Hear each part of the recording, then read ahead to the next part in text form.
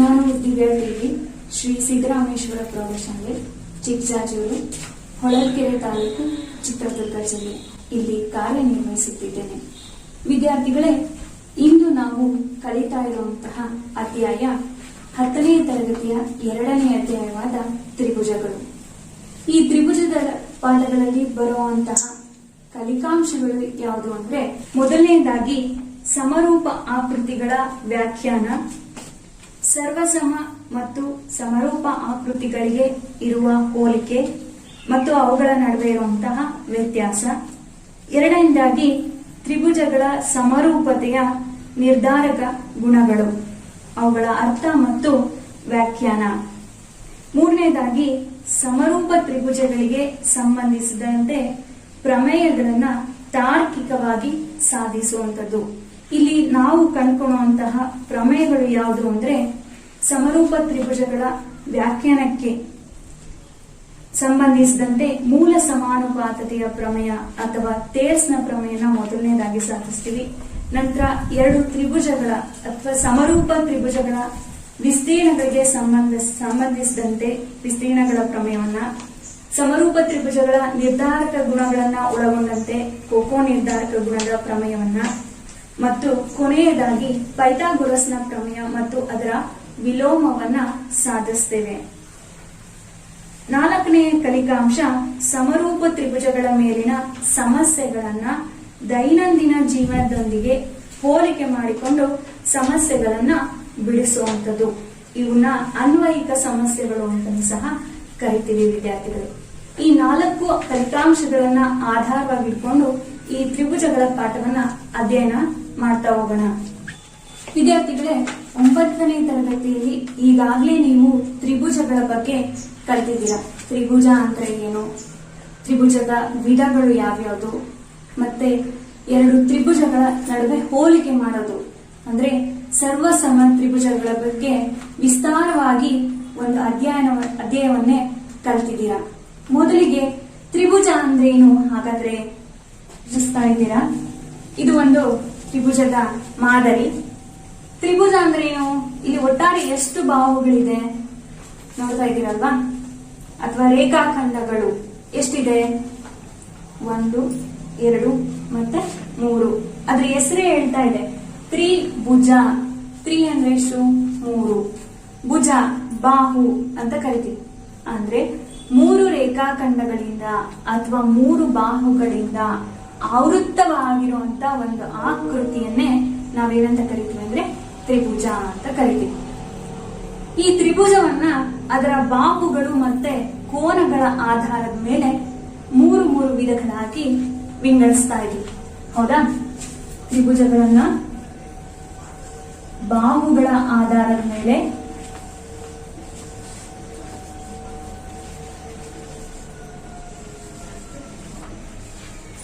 ಮತ್ತು ಕೋನಗಳ ಆಧಾರದ ಮೇಲೆ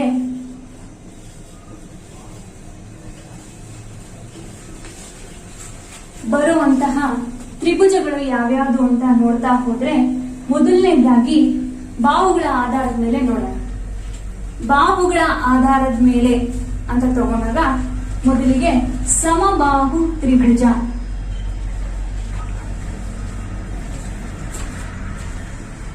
ಸಮಬಾಹು ತ್ರಿಭುಜ. ಎರಡನೇದಾಗಿ ಸಮದ್ವಿಬಾಹು ತ್ರಿಭುಜ.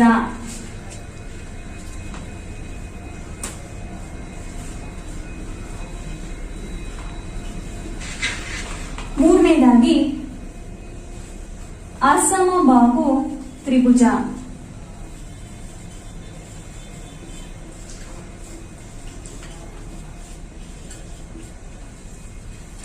ಇಲ್ಲಿ ನೋಡಿ ವಿದ್ಯಾರ್ಥಿಗಳೇ, ಆ 3 ವಿಧಗಳು ಅವುಗಳ ಹೆಸರಲ್ಲೇ ಇದೆ. ಹೌದಾ? ಸಮಬಾಹು ತ್ರಿಭುಜ ಅಂದ್ರೆ ತ್ರಿಭುಜದಲ್ಲಿ ಒಟ್ಟಾರೆ ಎಷ್ಟು ಬಾಹುಗಳಿರುತ್ತೆ? 3 ಬಾಹುಗಳಲ್ವಾ? ಆ 3 ಬಾಹುಗಳಲ್ಲಿ 3 ಬಾಹುಗಳು ಸಹ ಸಮವಾಗಿದ್ದಾವೆ. ಅಂದ್ರೆ ಒಂದು ಬಾಹು ಏನಾದ್ರೂ 3 ಸೆಂಟಿಮೀಟರ್ ಇತ್ತಂದ್ರೆ ಉಳಿದ 2 ಬಾಹುಗಳು ಸಹ ಏನಾಗಿರುತ್ತೆ? 3 ಸೆಂಟಿಮೀಟರ್ ಇರುತ್ತೆ. ಅಂದ್ರೆ ತ್ರಿಭುಜದಲ್ಲಿನ ಮೂರೂ ಬಾಹುಗಳು ಸಹ ಸಮವಾಗಿದ್ರೆ ಅದನ್ನ ಸಮಬಾಹು ತ್ರಿಭುಜ ಅಂತ ಕರಿತೀವಿ. ಎರಡನೇದಾಗಿ ಸಮದ್ವಿಬಾಹು ತ್ರಿಭುಜ. ಸಮ ದ್ವಿ ಅಂತ ಇದೆ. ದ್ವಿ ಅಂದ್ರೇನು? ಎರಡು. ಸಮವಾಗಿರುವಂತ ಎರಡು ಬಾಹುಗಳನ್ನ ಒಳಗೊಂಡಿರುವಂತಹ ತ್ರಿಭುಜವನ್ನ ಸಮದ್ವಿಬಾಹು ತ್ರಿಭುಜ ಅಂತ ಕರಿತೀವಿ. ನೆಕ್ಸ್ಟ್ ಅಸಮಬಾಹು. ಸಮಕ್ಕೆ ವಿರುದ್ಧ ಪದ ಏನು? ಅಸಮ ತಾನೆ. ಅಂದ್ರೆ ತ್ರಿಭುಜದಲ್ಲಿರುವಂತಹ ಮೂರೂ ಬಾಹುಗಳು ವಿಭಿನ್ನ ಅಳತೆಗಳನ್ನ ಹೊಂದಿದ್ರೆ, ಉದಾಹರಣೆಗೆ ಒಂದ್ ಬಾಹು 2 ಸೆಂಟಿಮೀಟರ್ ಇರ್ತಪ್ಪ, ಇನ್ನೊಂದು 3 ಇತ್ತು, ಇನ್ನೊಂದು 4 ಇತ್ತು, ಒಟ್ಟು ವಿಭಿನ್ನವಾದ ಬಾಹುಗಳ ಅಳತೆಗಳನ್ನ ಹೊಂದಿದ್ರೆ ಅಂತ ತ್ರಿಭುಜಗಳನ್ನ ಅಸಮಬಾಹು ತ್ರಿಭುಜ ಅಂತ ಕರಿತೀವಿ. ಇದಿಷ್ಟು ಬಾಹುಗಳ ಆಧಾರದ ಮೇಲೆ ತ್ರಿಭುಜಗಳನ್ನ 3 ವಿಧಗಳಾಗಿ ವಿಂಗಡಿಸ್ತೀವಿ. ಒಂದು ಸಮಬಾಹು ತ್ರಿಭುಜ, ಸಮದ್ವಿಬಾಹು ತ್ರಿಭುಜ ಮತ್ತು ಅಸಮಬಾಹು ತ್ರಿಭುಜ. ವಿದ್ಯಾರ್ಥಿಗಳೇ, ಇಲ್ಲಿ ಇನ್ನೊಂದು ಇಂಟ್ರೆಸ್ಟಿಂಗ್ ಪಾಯಿಂಟ್ ಇದೆ. ಏನು? ಸಮಬಾಹು ತ್ರಿಭುಜಗಳಿದಾವಲ್ಲ, ಆ ಸಮಬಾಹು ತ್ರಿಭುಜಗಳಲ್ಲಿ ಕೋನಗಳು ಸಹ ಏನಾಗಿರ್ತವೆ ಅಂದ್ರೆ ಸಮವಾಗಿರ್ತವೆ. ಪ್ರತಿ ಕೋನದ ಅಳತೆ 60 ಡಿಗ್ರಿ ಇರುತ್ತೆ. ನೀವೀಗಾಗಲೇ 9ನೇ ತರಗತಿಯಲ್ಲಿ ಇದನ್ನ ಪ್ರಮೇಯದ ರೂಪದಲ್ಲಿ ಸಾಧಿಸಿದ್ದೀರ, ಹೌದಲ್ವಾ ವಿದ್ಯಾರ್ಥಿಗಳೇ? ಸಮಬಾಹು ತ್ರಿಭುಜಗಳು ಸಮಕೋನೀಯ ತ್ರಿಭುಜಗಳು ಸಹ ಆಗಿರುತ್ತೆ. ನಂತರ ಎರಡನೇದಾಗಿ ಕೋನಗಳ ಆಧಾರದ ಮೇಲೆ ತ್ರಿಭುಜಗಳ ವಿಧಗಳು ಯಾವ್ಯಾವುದು ಅಂದ್ರೆ, ಮೊದಲನೇದಾಗಿ ಲಘು ಕೋನ ತ್ರಿಭುಜ. ಲಘು ಕೋನ ತ್ರಿಭುಜ. ಎರಡನೇದಾಗಿ ಲಂಬ ಕೋನ ತ್ರಿಭುಜ.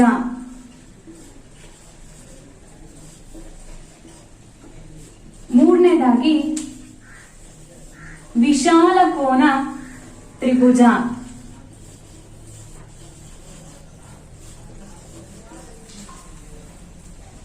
ಈಗಾಗಲೇ ನೀವು ರೇಖೆಗಳು ಮತ್ತೆ ಕೋನಗಳು ಅಧ್ಯಾಯವನ್ನ 9ನೇ ಕ್ಲಾಸ್ ಅಲ್ಲಿ ಕಲ್ತಿದ್ದೀರಾ, ಹೌದಾ?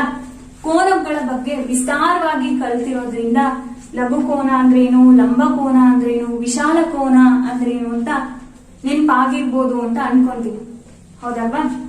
ಲಘು ಕೋನ ತ್ರಿಭುಜ ಅಂದ್ರೆ ಯಾವುದೇ ಒಂದು ತ್ರಿಭುಜದಲ್ಲಿರೋ 3 ಕೋನಗಳು ಲಘು ಕೋನಗಳಾಗಿದ್ರೆ, ಲಘು ಕೋನ ಅಂದ್ರೆ 90 ಡಿಗ್ರಿಗಿನ್ನ ಕಡಿಮೆ, ಅಂತಹ ತ್ರಿಭುಜಗಳನ್ನ ಏನಂತ ಕರಿತೀವಿ ಅಂದ್ರೆ ಲಘು ಕೋನ ತ್ರಿಭುಜ. ನೆಕ್ಸ್ಟ್ ಎರಡನೇದು ಲಂಬ ಕೋನ ತ್ರಿಭುಜ. ಏನು ಲಂಬ ಕೋನ ತ್ರಿಭುಜ ಅಂದ್ರೆ, ತ್ರಿಭುಜದ 3 ಕೋನಗಳಲ್ಲಿ ಯಾವುದೇ ಒಂದು ಕೋನ 90 ಡಿಗ್ರಿಗೆ ಸಮವಾಗಿದ್ರೆ ಅಥವಾ ಒಂದು ಕೋನ 90 ಡಿಗ್ರಿ ಇದ್ರೆ ಅಂತಹ ತ್ರಿಭುಜವನ್ನ ಲಂಬ ಕೋನ ತ್ರಿಭುಜ ಅಂತ ಕರಿತೀವಿ. ಗೊತ್ತಾಯ್ತಾ ವಿದ್ಯಾರ್ಥಿಗಳೇ? ಎರಡನೇದಾಗಿ ಲಂಬ ಕೋನ ತ್ರಿಭುಜ. ನೆಕ್ಸ್ಟ್ ಮೂರನೇದು ವಿಶಾಲ ಕೋನ ತ್ರಿಭುಜ. ವಿಶಾಲ ಕೋನ ತ್ರಿಭುಜ ಅಂತ ಅಂದ್ರೆ ತ್ರಿಭುಜದ 3 ಕೋನಗಳಲ್ಲಿ ಒಂದು ಕೋನ ಏನಾದ್ರೂ 90 ಡಿಗ್ರಿಗಿನ್ನ ಹೆಚ್ಚಾಗಿತ್ತು, 180 ಡಿಗ್ರಿಗಿನ್ನ ಕಡಿಮೆ ಇರಬೇಕು, ಹೌದಲ್ವಾ ಮಕ್ಕಳ? ವಿಶಾಲ ಕೋನ ಅಂದ್ರೆ ಗೊತ್ತಿದೆ ನಿಮಗೆ, 90 ಡಿಗ್ರಿಗಿನ್ನ ಹೆಚ್ಚು, 180 ಡಿಗ್ರಿಗಿನ್ನ ಕಡಿಮೆ ಇರುವಂತ ಕೋನವನ್ನ ವಿಶಾಲ ಕೋನ ಅಂತ ಕರಿತೀವಿ. ವಿಶಾಲ ಕೋನ ತ್ರಿಭುಜ ಅಂದಾಗ ಒಂದು ಕೋನ ಏನಾದ್ರೂ 90 ಡಿಗ್ರಿಗಿನ್ನ ಹೆಚ್ಚಿದಾಗಿ 180 ಡಿಗ್ರಿಗಿನ್ನ ಕಡಿಮೆ ಇದ್ರೆ ಅಂತಹ ತ್ರಿಭುಜವನ್ನ ವಿಶಾಲ ಕೋನ ತ್ರಿಭುಜ ಅಂತ ಕರಿತೀವಿ. ಇದಿಷ್ಟು ತ್ರಿಭುಜಗಳ ಮತ್ತು ತ್ರಿಭುಜಗಳ ವಿಧಗಳ ಬಗ್ಗೆ ಕಲ್ತ್ಕೊಂಡ್ವಿ. ಇದ್ರ ನಂತರ ನೀವು ಈಗಾಗಲೇ ಕಲ್ತಿದ್ರೆ 9ನೇ ಕ್ಲಾಸ್ ಅಲ್ಲಿ ಅಂತ ಹೇಳಿದೆ ನಾನು, ಯಾವುದು? ತ್ರಿಭುಜಗಳ ಸರ್ವಸಮತೆ. ತ್ರಿಭುಜಗಳ ಸರ್ವಸಮತೆ.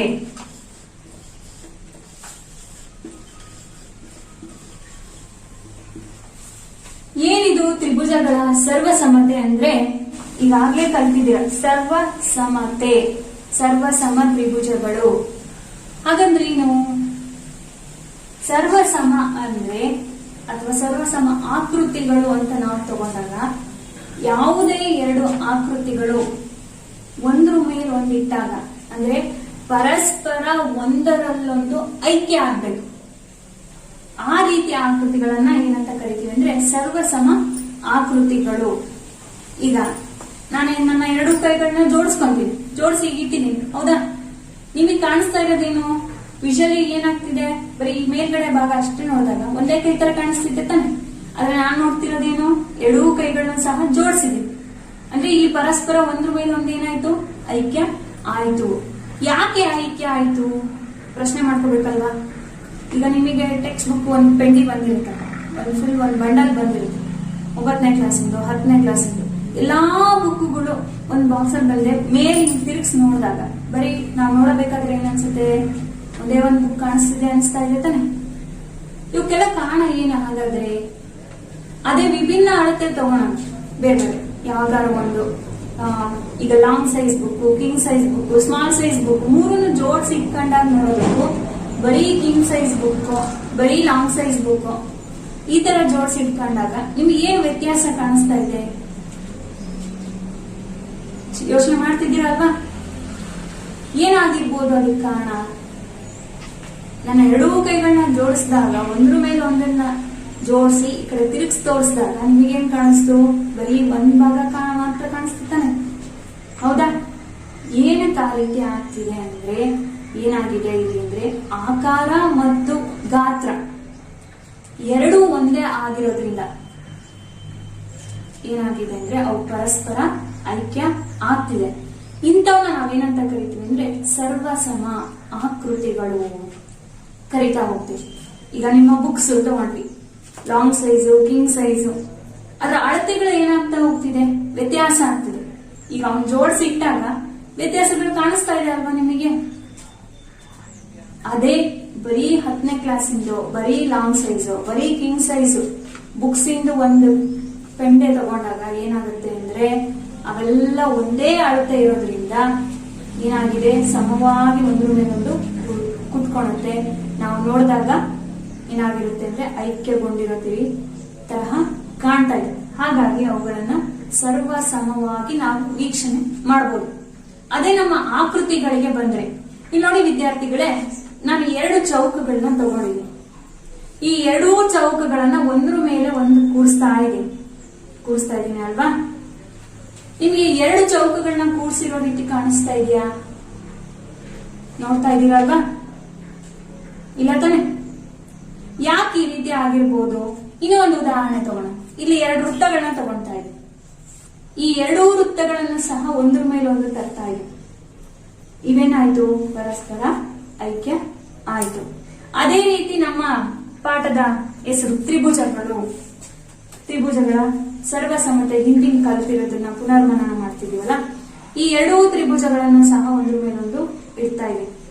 ಇವು ಸಹ ಏನಾಯ್ತು? ಪರಸ್ಪರ ಐಕ್ಯ ಆಗಿದೆ. ಈ ತ್ರಿಭುಜ ಆಗಿರ್ಬೋದು, ವೃತ್ತ ಆಗಿರ್ಬೋದು, ಅಥವಾ ಚೌಕ ಆಗಿರ್ಬೋದು. ಏನಕ್ಕೆ ಒಂದರಲ್ಲೊಂದು ಐಕ್ಯ ಆಯ್ತು ಅಂದ್ರೆ ಇವುಗಳ ಗಾತ್ರ ಮತ್ತು ಆಕಾರ ಎರಡೂ ಒಂದೇ ಆಗಿದೆ, ಹೌದಲ್ವಾ? ಹಾಗಾಗಿ ಇವುಗಳನ್ನ ಸರ್ವಸಮ ಆಕೃತಿಗಳು ಅಂತ ಕರೀತೀವಿ.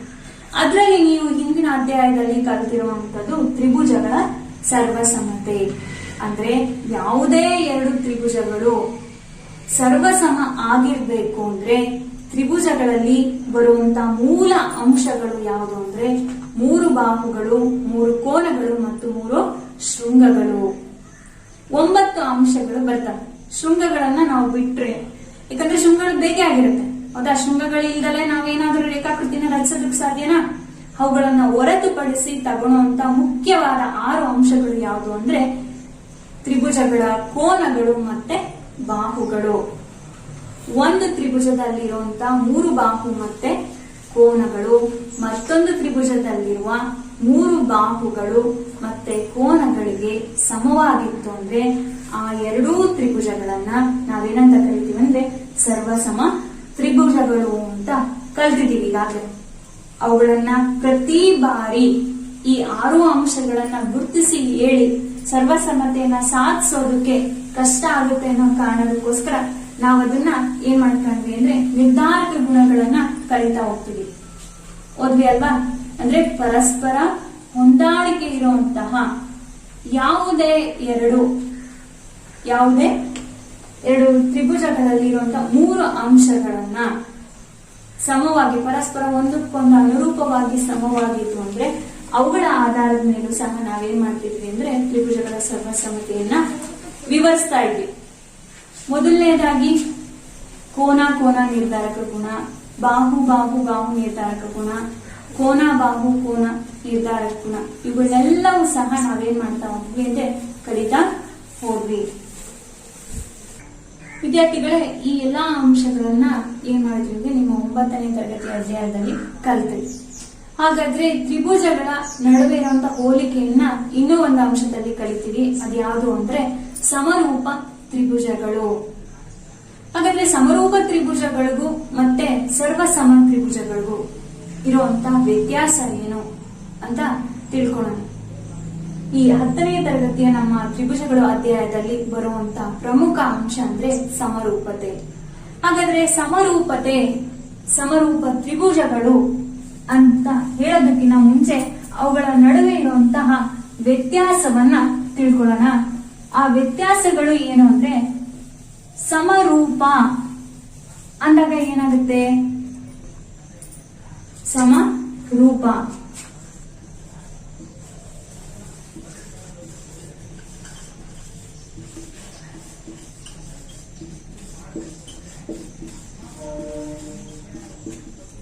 ಸಮರೂಪ ಅಂದಾಗ ಯಾವುದೇ ಎರಡು ಆಕೃತಿಗಳ ಆಕಾರ ಒಂದೇ ಇರುತ್ತೆ, ಆದ್ರೆ ಗಾತ್ರ ವಿಭಿನ್ನವಾಗಿರುತ್ತೆ. ಯಾವ ರೀತಿ ಹೇಳ್ಬೋದು ನೋಡಿ ಮಕ್ಕಳ, ಇಲ್ಲಿ ಒಂದು ವೃತ್ತವನ್ನ ತಗೊಂಡಿದ್ದೀನಿ. ಇಲ್ಲಿ 3 ವೃತ್ತಗಳಿದ್ದಾವೆ.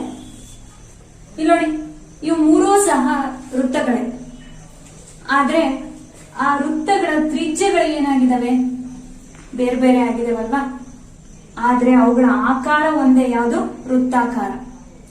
ಅವುಗಳ ತ್ರಿಜ್ಯ ಏನಾಗಿದೆ? ವಿಭಿನ್ನವಾಗಿರೋದ್ರಿಂದ ಅವುಗಳ ಗಾತ್ರ ಬೇರೆ ಬೇರೆಯಾಗಿ ಇದೆ. ಅಂದ್ರೆ ಇದನ್ನ ನಾವೇನಂತ ಕರಿತೀವಿ ಅಂದ್ರೆ ಸಮರೂಪತೆ.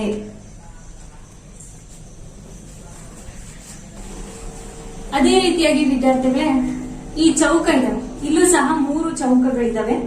ಈ 3 ಚೌಕಗಳು ಸಹ ಆಕಾರ ಒಂದೇ ಇದೆ, ಆದ್ರೆ ಗಾತ್ರ ಏನಾಗಿದೆ? ವಿಭಿನ್ನವಾಗಿ ಇದೆ. ಏನ್ ಕಾರಣ ಈ ಚೌಕಗಳು ಬೇರೆ ಬೇರೆ ಆಗಿ ಕಾಣೋದಕ್ಕೆ? ಏನ್ ಯೋಚಿಸ್ತಾ ಇದ್ದೀರಾ? ಏನಾಗಿರ್ಬೋದು? ಇವುಗಳ ಬಾಹುಗಳ ಅಳತೆ. ಮೊದಲನೇ ಚೌಕದ ಬಾಹುವಿನ ಅಳತೆ ಎರಡನೇದಕ್ಕಿಂತ ವಿಭಿನ್ನವಾಗಿದೆ. ಅದೇ ರೀತಿ ಮೊದಲ 2 ಚೌಕಗಳ ಬಾಹುಗಳ ಅಳತೆಯನ್ನ ವಿಭಿನ್ನವಾಗಿ 3ನೇದಿದೆ. ಹೌದಲ್ವಾ? ಹಾಗಾಗಿ ಚೌಕಗಳ ಅಳತೆಗಳು ವಿಭಿನ್ನವಾಗಿರೋದ್ರಿಂದ ಆಕಾರ ಒಂದೇ ಇದ್ರೂ ಗಾತ್ರ ಏನಾಗಿದೆ? ವಿಭಿನ್ನವಾಗಿ ಇದೆ. ಇವುಗಳನ್ನ ಏನಂತ ಕರಿತೀವಿ ಅಂದ್ರೆ ಸಮರೂಪ ಆಕೃತಿಗಳು ಅಂತ ಕರಿತೀವಿ. ನಾವು ಈ ಅಧ್ಯಾಯದಲ್ಲಿ ಕಲಿತಿರೋದೇನೋ ಸಮರೂಪ ತ್ರಿಭುಜಗಳು. ತ್ರಿಭುಜಗಳಿಗೆ ಸಂಬಂಧಪಟ್ಟಂಗೂ ಸಹ ಇದೇ ರೀತಿ ಆಗುತ್ತೆ ಮಕ್ಕಳ. ಏನಾಗಿದೆ ಇಲ್ಲಿ ನೋಡಿ, ಇಲ್ಲಿ 3 ತ್ರಿಭುಜಗಳನ್ನ ತಗೊಂಡಿದ್ವಿ. ಮೊದಲನೇ ತ್ರಿಭುಜ, 2ನೇ ತ್ರಿಭುಜ ಮತ್ತೆ 3ನೇ ತ್ರಿಭುಜಗಳು 3 ಕಾಣಿಸ್ತಾ ಇದ್ದಾವೆ. ಆಕಾರ ಒಂದೇ, ತ್ರಿಭುಜಾಕಾರ. ಆದ್ರೆ ಅವುಗಳ ಬಾಹುಗಳು ಅಥವಾ ಕೋನಗಳು ವಿಭಿನ್ನವಾಗಿರೋದ್ರಿಂದ ಏನಾಗ್ತಿದೆ ಅಂದ್ರೆ ಅವುಗಳ ಗಾತ್ರ ಬೇರೆ ಬೇರೆ ಆಗಿದೆ.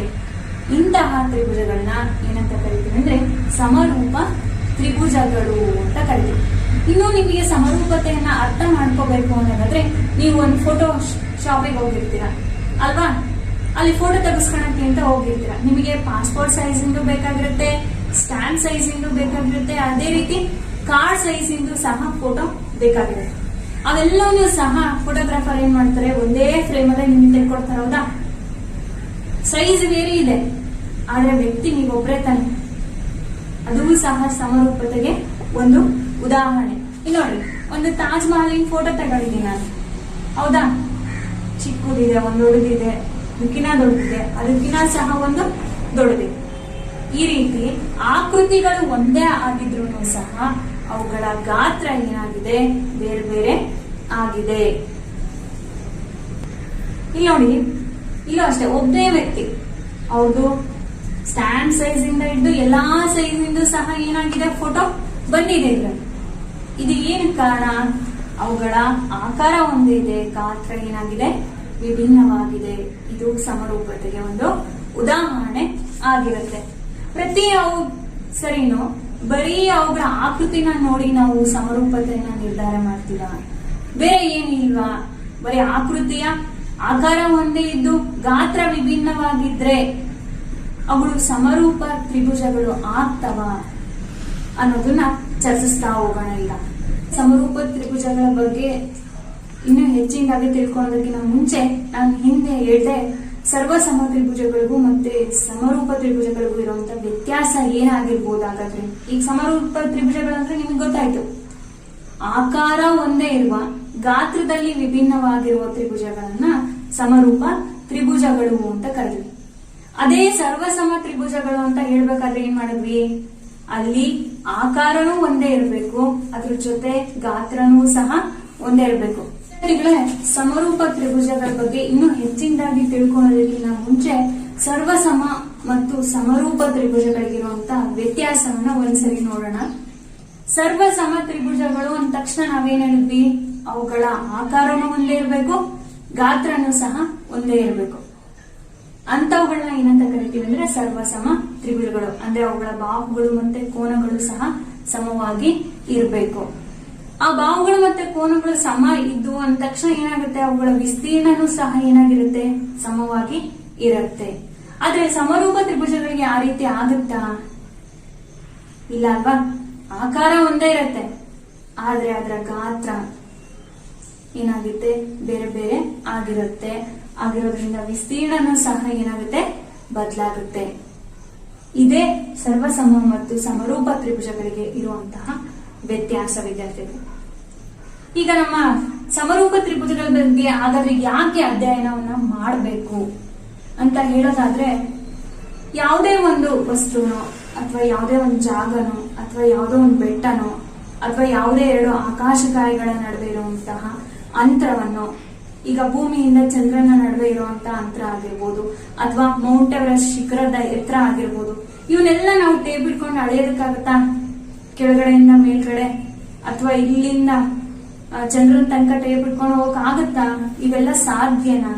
ಮತ್ತೆ ಹಾಗಿದ್ರೆ ಇವುಗಳೆಲ್ಲ ಅಳತೆಗಳನ್ನ ಯಾವ ರೀತಿ ಕಂಡುಹಿಡಿದ್ರು ಅನ್ನೋದಾದ್ರೆ, ಈ ಸಮರೂಪತೆಯ ತತ್ವದ ಆಧಾರದ ಮೇಲೆ ಯಾವುದೇ ಒಂದು ವಸ್ತುವಿನ ಎತ್ತರ ಆಗಿರ್ಬೋದು ಅಥವಾ ದೂರವನ್ನಾಗಿರ್ಬೋದು ನಾವೇನಾಗಿದೆ ಅಂದ್ರೆ ಸುಲಭವಾಗಿ ಅಳತೆಯನ್ನ ಮಾಡಬಹುದು. ಗೊತ್ತಾಯ್ತಾ ವಿದ್ಯಾರ್ಥಿಗಳೇ? ಈಗ ನಿಮಗ್ ಗೊತ್ತಿರೋದೇನು, ಸಮರೂಪ ಆಕೃತಿಗಳು ಅಂದ್ರೆ ಅವುಗಳ ಆಕಾರ ಒಂದೇ ಇರಬೇಕು, ಆದ್ರೆ ಗಾತ್ರ ಬೇರೆ ಬೇರೆ ಆಗಿರ್ಬೇಕು.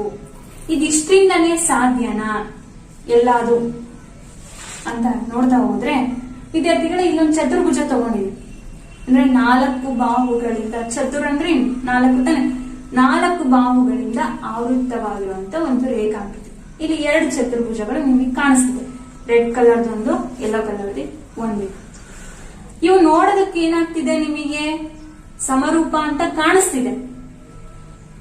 ಆದ್ರೆ ಅದನ್ನು ಪ್ರೂವ್ ಮಾಡ್ಬೇಕಲ್ವಾ? ಹೌದು ಇವು ಸಮರೂಪ. ಬರೀ ಆಕಾರ ಹೇಳಿದ ತಕ್ಷಣ ಏನಾಗಲ್ಲ ಅಂದ್ರೆ ಇವು ಸಮರೂಪ ಆಗೋದಿಲ್ಲ. ಹಾಗಾದ್ರೆ ಇವುಗಳನ್ನ ಸಾಧಿಸೋದು ಯಾವ ರೀತಿ ಅಂದ್ರೆ 2 ನಿಬಂಧನೆಗಳು ಇದಾವೆ ವಿದ್ಯಾರ್ಥಿಗಳೇ. ಯಾವುದೇ 2 ಆಕೃತಿಗಳು ಅಥವಾ ತ್ರಿಭುಜಗಳು ಸಮರೂಪ ಅಂತ ಹೇಳ್ಬೇಕು ಅಂದ್ರೆ ಅವುಗಳ ಬಾಹುಗಳಿದಾವಲ್ಲ, ಇವೆಲ್ಲವೂ ಏನಾಗಿರ್ಬೇಕು ಅಂದ್ರೆ 1 ಮತ್ತೆ 2ನೇದನ್ನ ಹೋಲಿಕೆ ಮಾಡಿದಾಗ ಅವು ಒಂದು ಸಮಾನುಪಾತದಲ್ಲಿ ಇರಬೇಕು. ಅದ್ರ ಜೊತೆ ಇವುಗಳ ಕೋನಗಳಿದಾವಲ್ಲ, ಇವೆಲ್ಲವೂ ಸಹ ಸಮವಾಗಿ ಇರಬೇಕು. ಆಗ ಮಾತ್ರ ಯಾವುದೇ ಒಂದು ಆಕೃತಿ ಅಥವಾ ತ್ರಿಭುಜ ಸಮರೂಪ ಅಂತ ಹೇಳೋದಕ್ಕೆ ಸಾಧ್ಯ.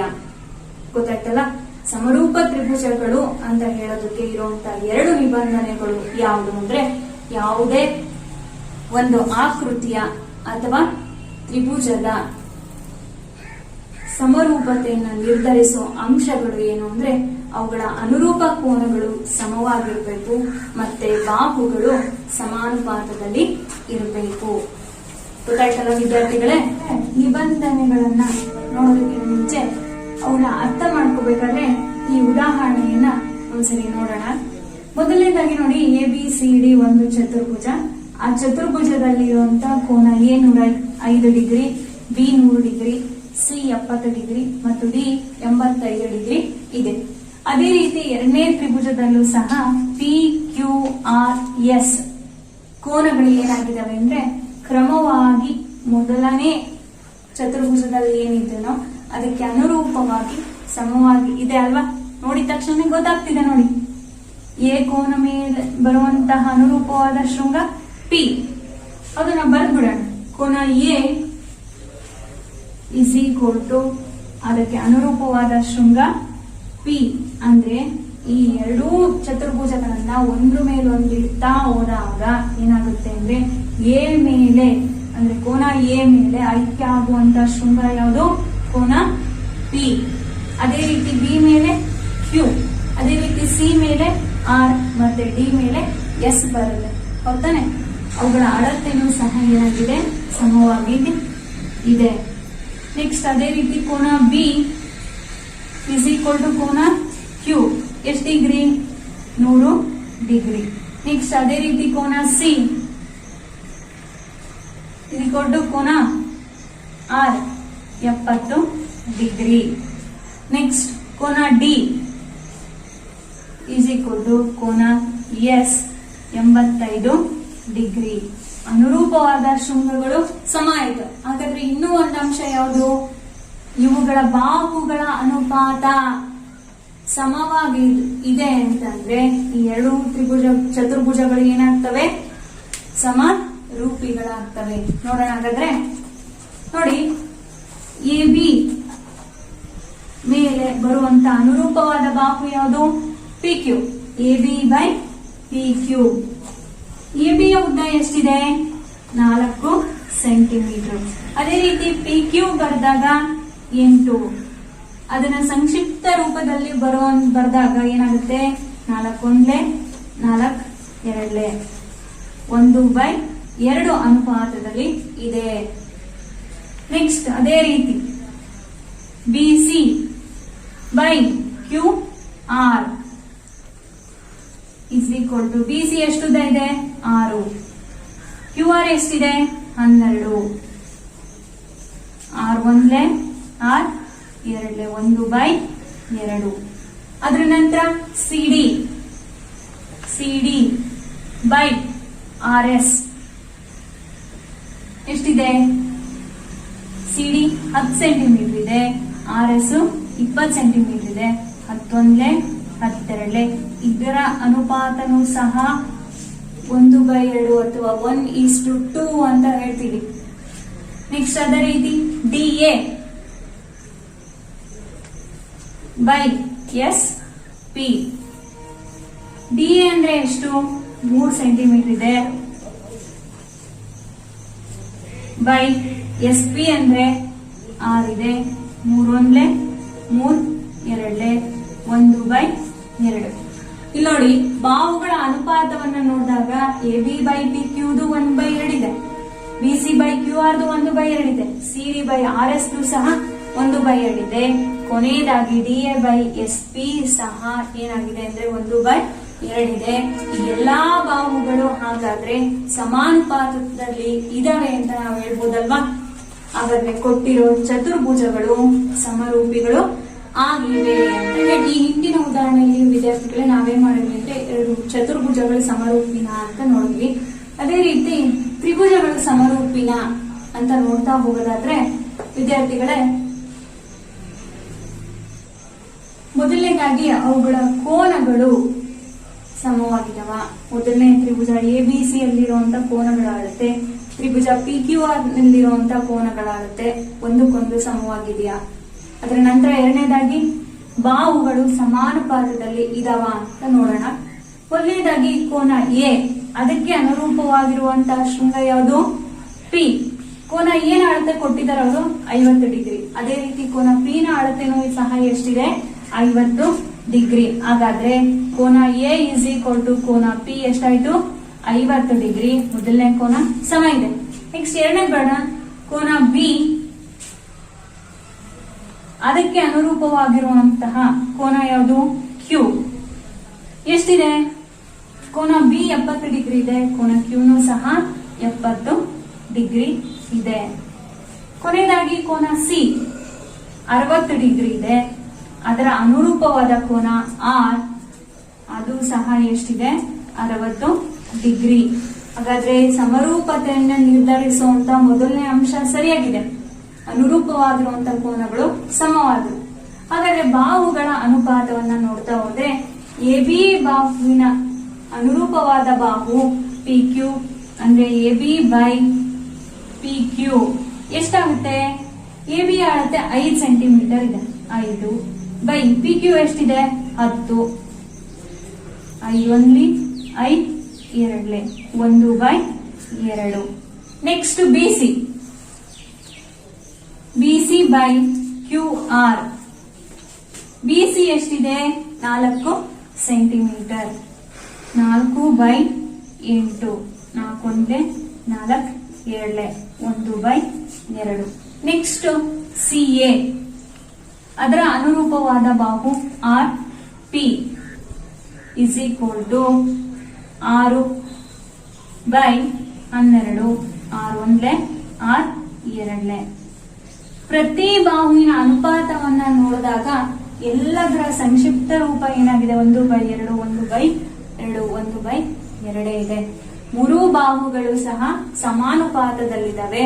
ಮತ್ತೆ ಕೋನಗಳು ಸಮವಾಗಿರುವಂತಹ ಇರೋದ್ರಿಂದ ಕೊಟ್ಟಿರುವಂತಹ ಎರಡು ತ್ರಿಭುಜಗಳು ಸಮರೂಪಿಗಳು.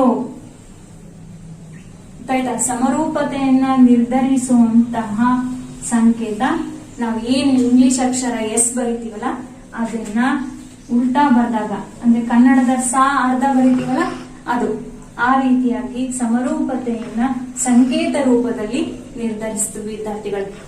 ಗೊತ್ತಾಯ್ತಲ್ಲ?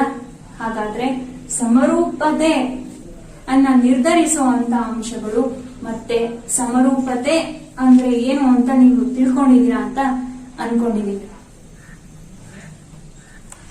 ವಿದ್ಯಾರ್ಥಿಗಳೇ, ಇಲ್ಲಿವರೆಗೂ ಏನ್ ನೀವು ಸಮರೂಪತೆ ಮತ್ತೆ ಸಮರೂಪತೆಯ ಎರಡು ನಿರ್ಧಾರಕ ಅಂಶಗಳನ್ನ ಕಲಿತ್ರಲ್ಲ, ಅದ್ರ ಮೇಲೆ ಕೆಲವೊಂದು ಪ್ರಶ್ನೆಗಳನ್ನ ಕೇಳ್ತೀನಿ ವಿದ್ಯಾರ್ಥಿ. ಸಮರೂಪತೆ ಅಂದ ತಕ್ಷಣ ಹೇಳಿದಾಗ ನೀವೇನ್ ಹೇಳ್ತೀರಾ? ಆಕಾರ ಒಂದೇ ಆದ್ರೆ ಗಾತ್ರ ಬೇರೆ ಬೇರೆ. ಆದ್ರೆ ಇಲ್ಲಿರುವಂತ 3 ವೃತ್ತಗಳಲ್ಲಿ ಈ 3 ವೃತ್ತಗಳು ಪರಸ್ಪರ ಒಂದಕ್ಕೊಂದು ಸಮರೂಪನ? ಅದೇ ರೀತಿ ಈ ಚೌಕಗಳು ಸಮರೂಪ ಆಗ್ತವ? ಅದೇ ರೀತಿಯಾಗಿ ಈ ತ್ರಿಭುಜಗಳು ಸಮರೂಪಿಗಳು ಆಗ್ತವ? ವೃತ್ತ, ಚೌಕ ಮತ್ತೆ ತ್ರಿಭುಜಗಳು ಸಮರೂಪ ಆಗಿರುತ್ತಾ? ಮೊದಲನೇದಾಗಿ ವೃತ್ತ ತಗೊಳಪ್ಪ. ಈ ವೃತ್ತದಲ್ಲಿ ಇರುವಂತಹ 3 ವೃತ್ತಗಳು ಪರಸ್ಪರ ಏನಾಗ್ತದೆ? ಸಮರೂಪ ಹಾಗೆ ಆಗ್ತವಲ್ವ? ಯಾಕಂದ್ರೆ ಯಾವುದೇ ಒಂದು ವೃತ್ತವನ್ನ ಒಂದರಿಂದ ಇನ್ನೊಂದಕ್ಕೆ ವಿಭಿನ್ನ ಅಂತ ನಮಗೆ ತೋರಿಸ್ಕೊಳ್ಳೋದೆ ಆ ವೃತ್ತದ ತ್ರಿಜ್ಯ. ತ್ರಿಜ್ಯ ಬದಲಾಗ್ತಾ ಹೋದಂಗೆಲ್ಲ ಅದರ ಗಾತ್ರ ಬೇರೆ ಆಗುತ್ತೆ ಹೊರತು ಆಕಾರ ಏನಾದ್ರು ಬದಲಾಗುತ್ತಾ? ಇಲ್ಲ ತಾನೆ? ಹಾಗಾಗಿ ಎಲ್ಲಾ ವೃತ್ತಗಳನ್ನ ಸಾಮಾನ್ಯವಾಗಿ ನಾವು ಒಟ್ಟಾರೆ ಜನರಲ್ ಆಗಿ ಹೇಳೋದಾದ್ರೆ ಎಲ್ಲಾ ವೃತ್ತಗಳು ಏನಾಗಿರ್ತವೆ? ಸಮರೂಪಿಗಳು ಆಗಿರುತ್ತೆ. ಅದೇ ರೀತಿಯಾಗಿ ಚೌಕಗಳಲ್ಲೂ ಅಷ್ಟೇ. ಚೌಕದ 4 ಕೋನಗಳು ಇವೆಷ್ಟು ಸೆಂಟಿಮೀಟರ್ ಇಂದ 2 ಸೆಂಟಿಮೀಟರ್ ಇಂದ ಹಿಡಿದು 10 ಸೆಂಟಿಮೀಟರ್ 15 ಸೆಂಟಿಮೀಟರ್ ಇಂದ ವರೆಗೂ ಬಾಹುಗಳ ಅಳತೆ ತಗೊಂಡು ಚೌಕಗಳನ್ನ ರಚನೆ ಮಾಡ್ತಾ ಹೋದಾಗ ಪ್ರತಿಯೊಂದು ಚೌಕದಲ್ಲೂ ಏನಾಗಿರುತ್ತೆ ಅಂದ್ರೆ ಕೋನಗಳ ಅಳತೆ 4 ಕೋನಗಳ ಅಳತೆ 90 ಡಿಗ್ರಿ ಇದ್ದೇ ಇರುತ್ತೆ. ಪರಸ್ಪರ ಒಂದಕ್ಕೊಂದು ಕೋನ ಸಮ ಆಯ್ತು. ಆದ್ರೆ ಬಾಹುಗಳ ಅಳತೆ ಏನಾಗುತ್ತೆ? ಅದು ಆ ಚೌಕದ ಗಾತ್ರವನ್ನ ನಿರ್ಧರಿಸುತ್ತೆ. ಹಾಗಾಗಿ ಎಲ್ಲಾ ಚೌಕಗಳು ಸಹ ವೃತ್ತಗಳ ತರನೇ ಸಮರೂಪಿಗಳು ಆಗಿರುತ್ತೆ. ನೆಕ್ಸ್ಟ್ ಇನ್ನೊಂದು ತೋರಿಸ್ದೆ ಯಾವುದು? ತ್ರಿಭುಜ. ಹಾಗಾದ್ರೆ ಎಲ್ಲಾ ತ್ರಿಭುಜಗಳು ನಾವು ತ್ರಿಭುಜದಲ್ಲಿ 6 ತರ ನೋಡಿದ್ವಿ. ಒಂದು ಬಾಹುಗಳ ಆಧಾರದ ಮೇಲೆ 3 ಮತ್ತೆ ಕೋನಗಳ ಆಧಾರದ ಮೇಲೆ 3 ತ್ರಿಭುಜಗಳ ವಿಧಗಳನ್ನ ನೋಡ್ತಾ ಹೋದ್ವಿ. ಹಾಗಾದ್ರೆ ಎಲ್ಲಾ ತ್ರಿಭುಜಗಳು, ಆ 6 ತ್ರಿಭುಜಗಳು ಸಹ ಸಮರೂಪಿಗಳಾಗ್ತವ. 6 ತರದ ತ್ರಿಭುಜಗಳು, ಲಂಬಕೋನ ತ್ರಿಭುಜಗಳು, ಅದೇ ರೀತಿ ವಿಶಾಲ ಕೋನ ತ್ರಿಭುಜಗಳು. ಒಂದು ವಿಶಾಲ ಕೋನ ತ್ರಿಭುಜ ಇನ್ನೊಂದು ವಿಶಾಲ ಕೋನ ತ್ರಿಭುಜಕ್ಕೆ ಸಮರೂಪಿ ಆಗಿರುತ್ತ. ಅದನ್ನ ಹೇಳೋದಕ್ಕೆ ಸಾಧ್ಯನಾ? ವಿದ್ಯಾರ್ಥಿಗಳೇ, ನೀವು ಗಮನದಲ್ಲಿ ಇಟ್ಕೋಬೇಕಾಗಿರುವಂತ ಅಂಶ ಏನು ಅಂದ್ರೆ, ಸಮಬಾಹು ತ್ರಿಭುಜಗಳು ಮಾತ್ರ ಏನಾಗಿರ್ತವೆ ಅಂದ್ರೆ ಸಮರೂಪಿಗಳು ಆಗಿರ್ತವೆ. ಯಾಕಂದ್ರೆ ಇಲ್ಲಿ ಬಾಹುಗಳು, 3 ಬಾಹುಗಳ ಅಳತೆ ಒಂದೇ ಆಗಿರುತ್ತೆ. ನೀವು ಅನುಪಾತವನ್ನ ಹೋಲಿಕೆ ಮಾಡ್ತಾ ಹೋದಾಗ ಏನಾಗಿರುತ್ತೆ ಅಂದ್ರೆ ಆ ಅನುಪಾತಗಳು ಸಮವಾಗೇ ಬರ್ತವೆ. ಯಾಕಂದ್ರೆ ಬಾಹುಗಳ ಅಳತೆ ಒಂದೇ ಇರುತ್ತೆ. ಅದೇ ಬೇರೆ ಅಸಮಬಾಹು ತ್ರಿಭುಜ ಆಗಿರ್ಬೋದು, ಸಮದ್ವಿಬಾಹು ತ್ರಿಭುಜದಲ್ಲಿ ಏನಾಗಿರುತ್ತೆ ಅಂದ್ರೆ ಆ ರೀತಿಯಾದ ಅನುಪಾತವನ್ನ ಪಡ್ಕೊಳೋದು ಮತ್ತೆ ಕೋನಗಳ ಅಳತೆಯನ್ನ ಪಡ್ಕೊಳೋದು ಸಾಧ್ಯ ಇಲ್ಲ. ಸಮಬಾಹು ತ್ರಿಭುಜಗಳಲ್ಲಿ ಮಾತ್ರ ಏನಾಗಿರ್ತವೆ ಅಂದ್ರೆ ಸಮರೂಪಿಗಳು ಆಗಿರುತ್ತೆ. ನಾನು ಈಗಾಗಲೇ ಸಮಬಾಹು ತ್ರಿಭುಜಗಳ ಬಗ್ಗೆ ಹೇಳ್ಬೇಕಾದ್ರೆ ಕೋನಗಳಲ್ಲಿ ಎಲ್ಲಾ 3 ಕೋನಗಳು 60 ಡಿಗ್ರಿ ಅಂತ ಹೇಳ್ದೆ. ಇಲ್ಲಿ ನೋಡಿ, ಮೊದಲನೇ ತ್ರಿಭುಜದಲ್ಲಿರೋ 3 ಕೋನಗಳು 60 ಡಿಗ್ರಿ ಇರ್ತಾವ. ಎರಡನೇದು ಅಷ್ಟೇ, ಮೂರನೇದ್ರಲ್ಲೂ ಅಷ್ಟೇ ಇರುತ್ತೆ. ಅವುಗಳ ಬಾಹುಗಳ ಅನುಪಾತ ಏನಾಗಿರುತ್ತೆ ಅಂದ್ರೆ ವಿಭಿನ್ನವಾಗಿರುತ್ತೆ ಮತ್ತು ಸಮಾನುಪಾತದಲ್ಲಿ ಇರುತ್ತೆ. ಗೊತ್ತಾಯ್ತಲ್ಲ ವಿದ್ಯಾರ್ಥಿಗಳೇ? ಇದು ನೀವು ಗಮನದಲ್ಲಿ ಇಟ್ಕೋಬೇಕಾಗಿರುವಂತ ಒಂದು ಅಂಶ. ಇಲ್ಲಿ ನೋಡಿ, ನಾನು ಒಂದು ತ್ರಿಭುಜವನ್ನು ಹೊರಗೆ ತೆಗಿತೀನಿ. ಈ 2 ತ್ರಿಭುಜಗಳು ಸಮರೂಪಿ ಅಂತ ಹೇಳ್ತೀನಿ. ಈ 2 ತ್ರಿಭುಜಗಳ ಸಮರೂಪಿ ಅಂತ ಸಾಧಿಸೋದ್ರ ಜೊತೆಗೆ ನೆಕ್ಸ್ಟ್ ಏನ್ ಮಾಡ್ತೀನಿ ಅಂದ್ರೆ ಮೊದಲನೇ ತ್ರಿಭುಜ 3ನೇ ತ್ರಿಭುಜಕ್ಕೆ ಸಮರೂಪಿ ಅಂತ ಹೇಳ್ತೀನಿ. ಮೊದಲನೇ ತ್ರಿಭುಜ 3ನೇ ತ್ರಿಭುಜಕ್ಕೆ ಸಮರೂಪಿ ಆಗಿರೋದ್ರ ಜೊತೆಗೆ ಏನಾಗಿದೆ ಅಂದ್ರೆ 2ನೇ ತ್ರಿಭುಜಕ್ಕೂ ಸಹ ಏನಾಗಿದೆ, ಸಮರೂಪಿ ಆಗಿದೆ ಅಂತ ಅಂದಾಗ ಈ 3 ತ್ರಿಭುಜಗಳು ಪರಸ್ಪರ ಒಟ್ಟಾರೆ ಒಂದಕ್ಕೊಂದು ಏನಾಗಿರ್ತವೆ, ಸಮರೂಪಿ ಆಗಿರುತ್ತವೆ ಅನ್ನೋದನ್ನು ಸಹ ನೀವು ಗಮನದಲ್ಲಿ ಇಟ್ಕೋಬೇಕು. ಗೊತ್ತಾಯ್ತಲ್ಲ ವಿದ್ಯಾರ್ಥಿಗಳೇ?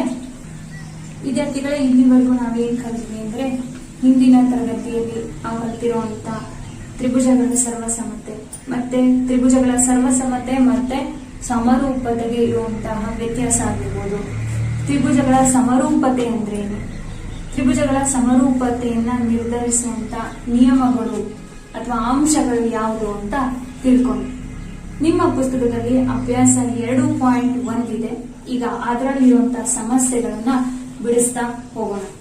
ಅಭ್ಯಾಸ 2.1ರಲ್ಲಿ ಮಕ್ಕಳ ಮೊದಲನೇ ಮೇನ್ ಏನಿದೆ ಅಂದ್ರೆ ಆವರಣದಲ್ಲಿ ಕೊಟ್ಟಿರುವ ಪದಗಳಿಂದ ಸೂಕ್ತವಾದ ಪದವನ್ನು ಆರಿಸಿ ಬಿಟ್ಟ ಪದ ತುಂಬಿಸಿ ಅಂತ ಹೇಳಿದ್ದಾರೆ.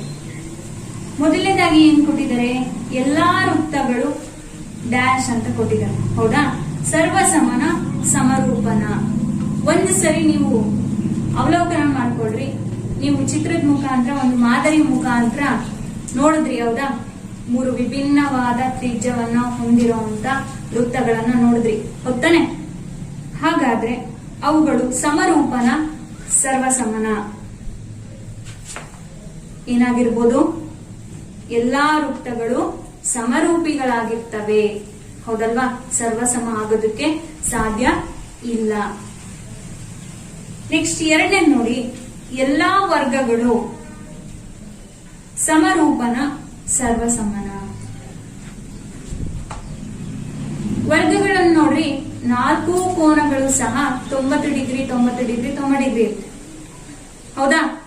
ಬಾಹುಗಳು, ಎಲ್ಲಾ 4 ಬಾಹುಗಳು ಸಮವಾಗಿರ್ತವೆ.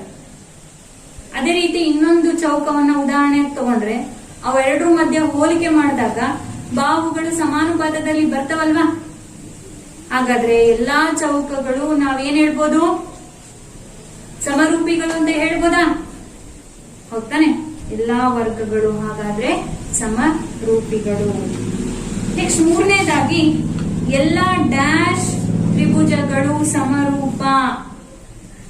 ಸಮದ್ವಿಬಾಹು ತ್ರಿಭುಜಗಳ ಅಥವಾ ಸಮಬಾಹು ತ್ರಿಭುಜಗಳ ಅಂತ ಕೊಟ್ಟಿದ್ದಾರೆ.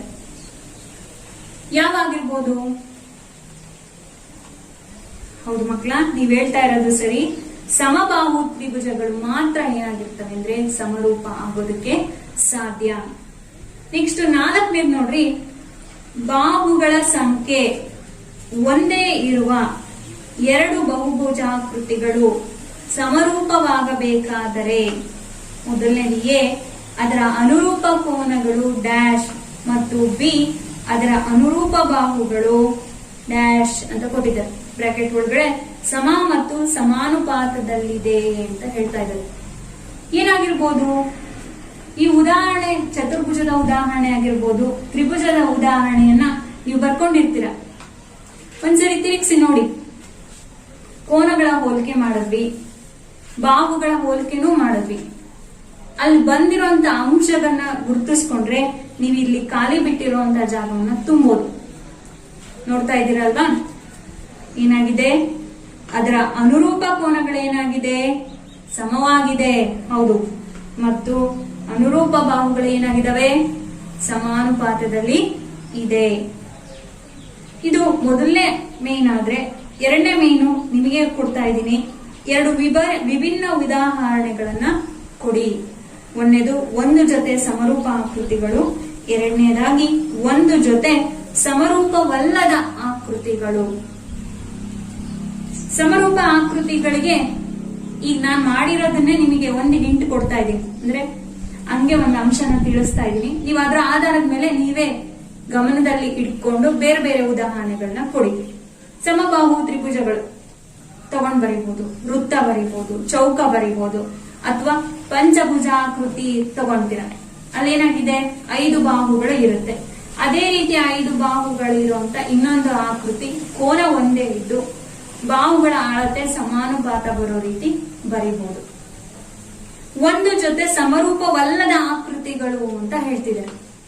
ಏನದು ಸಮರೂಪವಲ್ಲದ ಆಕೃತಿಗಳು ಅಂದಾಗ ಅಸಮಬಾಹು ತ್ರಿಭುಜ ಆಗಿರ್ಬೋದು, ಸಮದ್ವಿಬಾಹು ತ್ರಿಭುಜಗಳಾಗಿರ್ಬೋದು, ಅಥವಾ ಒಂದು ಚೌಕ ಒಂದು ವರ್ಗ ಅಂತ ತಗೊಳ್ಳಿ. ಅವು ಸಮರೂಪಿಗಳಾಗೋದಕ್ಕೆ ಸಾಧ್ಯನಾ? ಚೌಕ ಮತ್ತೆ ವರ್ಗ ಆಕಾರನೇ ಬೇರೆ ಬೇರೆ ಆಗ್ಬಿಟ್ಟು ಹೌದಲ್ವಾ? ಅವು ಸಮರೂಪ ಆಗೋದಕ್ಕೆ ಸಾಧ್ಯನೇ ಇಲ್ಲ. ಈ ರೀತಿ ಉದಾಹರಣೆಗಳನ್ನ ನಿಮ್ಮ ಸ್ವತಃ ಬರಿತಾ ಹೋಗಿ ಅಂತ ಹೇಳ್ತಾ, ಮೂರನೇದು ಕೆಳಗಿನ ಚತುರ್ಭುಜಗಳು ಸಮರೂಪವೇ ಇಲ್ಲವೇ ತಿಳಿಸಿ ಅಂತ ಹೇಳ್ತಿದ್ದಾರೆ. ಈಗ ಹಾಗಾದ್ರೆ ಆ ಉದಾಹರಣೆಯನ್ನ ಬಿಡಿಸೋಣ. ಈಗ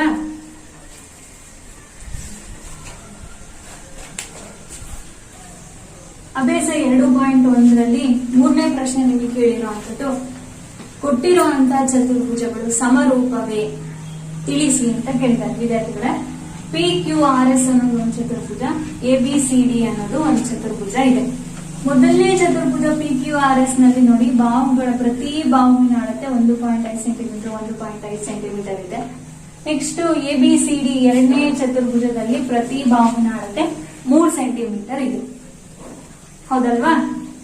ಆದ್ರೆ ಕೋನ ನೋಡಿ, A ಕೋನ, B ಕೋನ, C ಕೋನ, D ಕೋನಗಳು 4 ಸಹ ಎರಡನೇ ಚತುರ್ಭುಜದಲ್ಲಿ ಈ ಮಾರ್ಕ್ ಹಾಕಿದ್ದಾರೆ ಅಂದ್ರೆ ಅದ್ರ ಅರ್ಥ ಏನು? ಎಲ್ಲಾ ಕೋನಗಳು 90 ಡಿಗ್ರಿ ಇದೆ. ಆದ್ರೆ ಮೊದಲನೇ ಚತುರ್ಭುಜ PQRS ನಲ್ಲಿ ಏನಾಗಿದೆ ಅಂದ್ರೆ, ಚತುರ್ಭುಜಗಳಲ್ಲಿ ಕೋನಗಳ ಅಳತೆ ಏನಾಗಿದೆ? ಬೇರೆ ಬೇರೆ ಆಗಿದೆ. ಹೌದಲ್ವಾ? ನೋಡಿದ ತಕ್ಷಣ ಗೊತ್ತಾಗ್ತಿದೆ. ಇಲ್ಲಿ ಕೋನ ಪ್ರತಿ ಕೋನದ ಅಳತೆ 90 ಡಿಗ್ರಿ ಇದೆ. ಹಾಗಾದ್ರೆ ಈ ಎರಡೂ ಚತುರ್ಭುಜಗಳು ಸಮರೂಪಿ ಆಗೋದಕ್ಕೆ ಸಾಧ್ಯನಾ? ಕೋನ P is it equals to ಕೋನ A ಅಂತ ಕೇಳಿದಾಗ ಏನಾಗುತ್ತೆ? ಈಕ್ವಲ್ ಆಗೋದಕ್ಕೆ ಸಾಧ್ಯನಾ? ಇಲ್ಲ ತಾನೆ.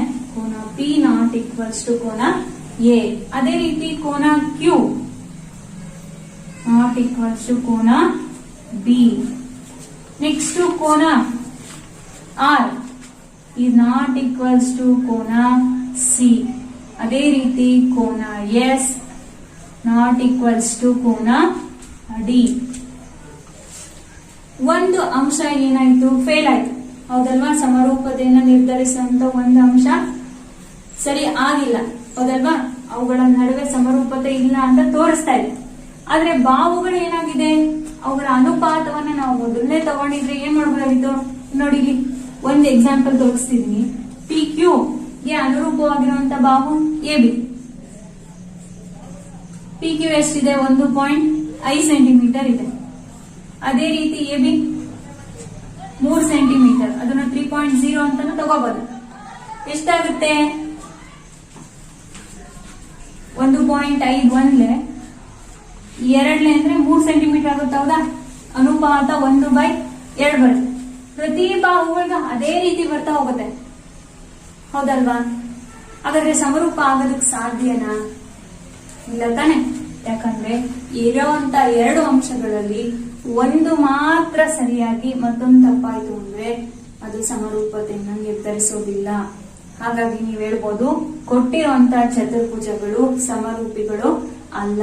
ಅವು ಸಮರೂಪಿಗಳು ಆಗ್ಬೇಕು ಅಂದ್ರೆ ಅವುಗಳ ಅನುರೂಪ ಕೋನಗಳು ಸಮವಾಗಿರ್ಬೇಕು, ಮತ್ತೆ ಅದರ ಜೊತೆ ಬಾಹುಗಳು ಸಮಾನುಪಾತದಲ್ಲಿ ಇರ್ಬೇಕು.